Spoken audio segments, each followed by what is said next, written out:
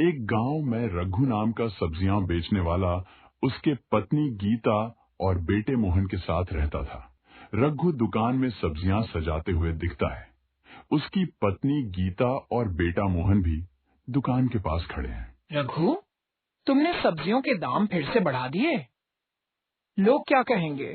अरे गीता, तुम नहीं समझोगी, आजकल सब्जियों के दाम बढ़ रहे हैं। मैं क्यों पीछे रहूं? ज्यादा पैसे आएंगे तो मोहन की पढ़ाई के लिए अच्छा होगा। पर पिताजी, अगर लोग सब्जी नहीं खरीदेंगे तो? अरे मोहन, चिंता मत करो, लोग मजबूर होकर सब्जी खरीदेंगे। आखिरकार सबको खाना तो खाना ही है। रामू रघु की दुकान से सब्जी खरीदकर घर आता है। वह सब्जियां निकालता है और देखता है कि सब्जियां अंदर से खराब हैं। ये क्या किया रघु ने? इतनी महंगी सब्जी दी और ऊपर से गली सड़ी। मुझे गांव वालों को बताना होगा। हमें अब उसकी दुकान से कुछ भी नहीं खरीदना चाहिए। रामू सब्जियां लेकर गांव के चौक में जाता है।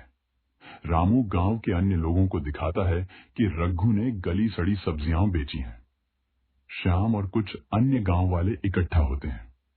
ये तो बहुत गलत किया रघु ने। हम सब उससे सब्जी खरीदते थे और उसने हमारे साथ धोखा किया। हमें अब उसकी दुकान से कुछ भी नहीं खरीदना चाहिए। हमें उसे सबक सिखाना हो। रघु की दुकान पर कोई ग्राहक नहीं आता। वह परेशान और चिंतित दिखता है। गीता उसके पास आती है। क्या हो गया? कोई ग्राहक क्यों नहीं आता? यही तो मैंने तुम्हें पहले ही कहा था, लालच बुरी बला है।